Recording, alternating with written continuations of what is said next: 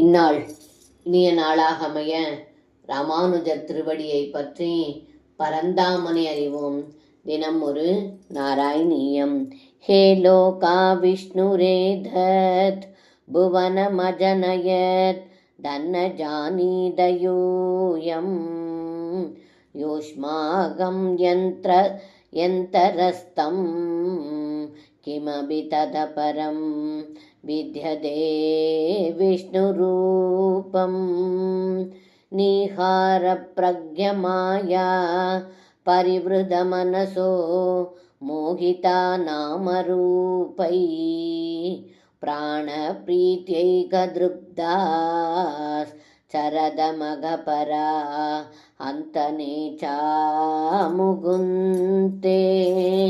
இந்த பாடலுக்கு அர்த்தம்: ஏ குருவாயூரப்பா, இந்த உலகத்தை மகாவிஷ்ணு தான் சிருஷ்டித்தார் என்பதை உலகோர்கள் புரிந்து கொள்ளவில்லை.